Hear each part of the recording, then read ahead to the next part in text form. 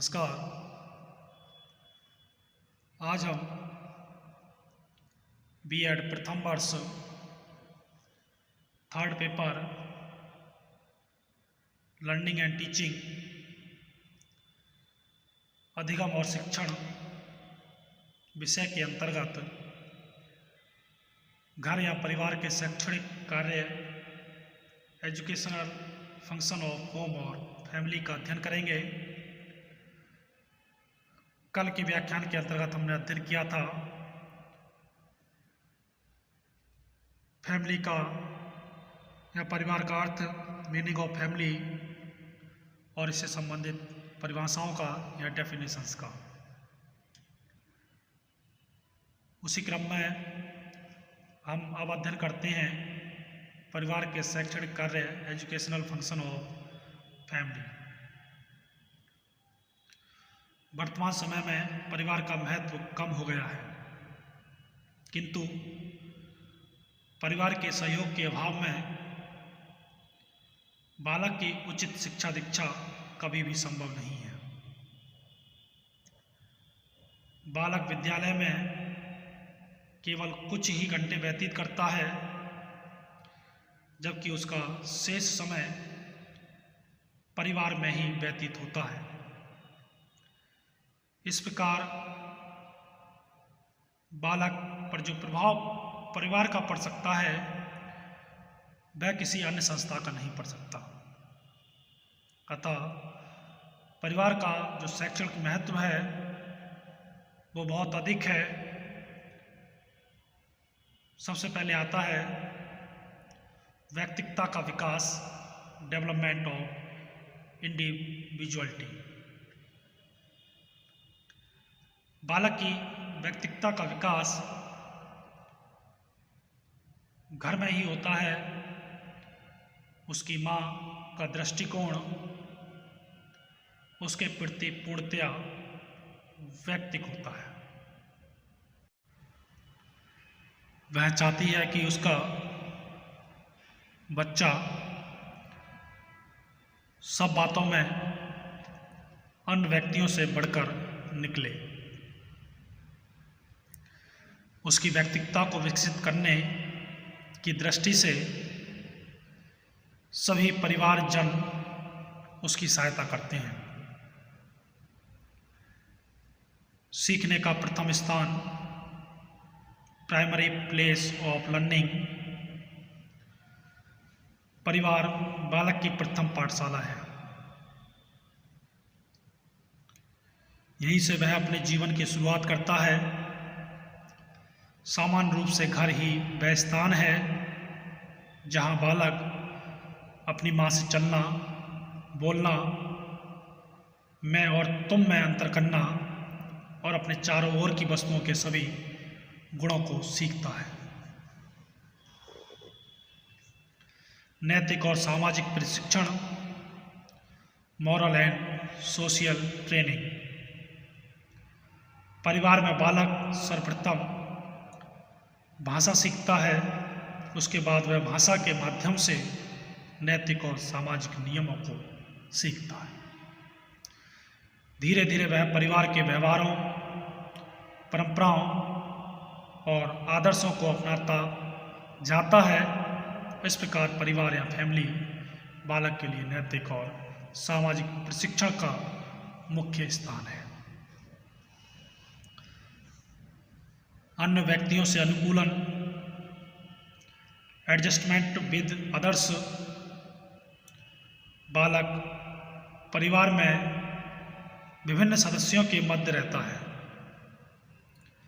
वह उन्हें एक दूसरे से मेल रखते हुए देखता है, फिर बालक भी वैसा ही व्यवहार करने का प्रयत्न करता है। इस प्रकार बालक दूसरों से अनुकूलन करने का प्रथम पाठ परिवार में ही सीखता है। आदतों का निर्माण, फॉर्मेशन ऑफ हैबिट्स। परिवार के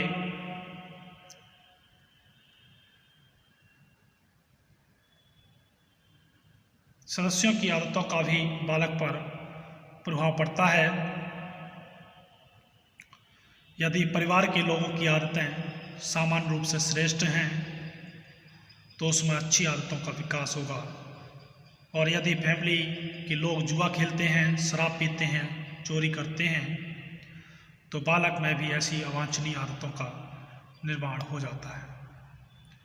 आवश्यक तो यह है कि माता पिता, बड़े भाई बहन और वह अच्छी आदतों के उदाहरण ही बालक के समक्ष रखें।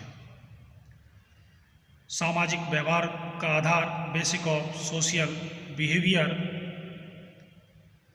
बालक परिवार में व्यवहार की जो शिक्षा ग्रहण करता है वही आगे चलकर उसे सामाजिक व्यवहार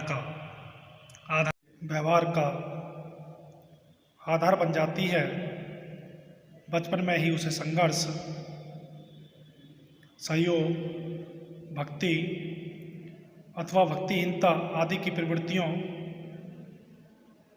की विशेष मात्रा में अंकुरित हो जाती हैं, जिन्हें वह बड़ा हो जाने पर अपने कार्यों में व्यक्त करता है। मूल्य व आदर्शों का विकास, cultivation of values and ideals. परिवार पर भी इन मूल्यों या आदर्शों का गहरा प्रभाव बच्चे पर पड़ता है, क्योंकि परिवार में लोग अपने जीवन में कुछ मूल्यों और आदर्शों को मान्यता देते हैं और उनका अनुगमन करते हैं। वह इन मानवीय गुणों के प्रति बचपन से ही आकर्षित होता है और अपने भावी जीवन में उन्हीं का अनुकरण करने की चेष्टा करता है।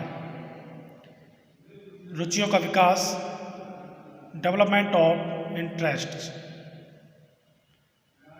परिवार अथवा घर में जिन वस्तुओं के प्रति रुचि, अरुचि प्रदर्शित की जाती है, बालक भी उनके प्रति रुचि और अरुचि दिखाता है। स्पष्ट है कि प्रारंभ से ही बालक में किसी वस्तु के प्रति रुचि और किसी के प्रति अरुचि उत्पन्न हो जाती है, और यही रुचियां भविष्य में भी विकसित होती हैं। इसलिए अभिभावकों का यह दायित्व है कि वे बालकों में श्रेष्ठ रुचियों का पोषण करें और उन्हें दूषित रुचियों, मनोवृत्तियों व आदतों से बचाएं। शारीरिक विकास, फिजिकल डेवलपमेंट। परिवार बालक के शारीरिक विकास की पर्याप्त व्यवस्था करता है। दूसरे शब्दों में, परिवार बालक के शारीरिक विकास हेतु उचित वातावरण,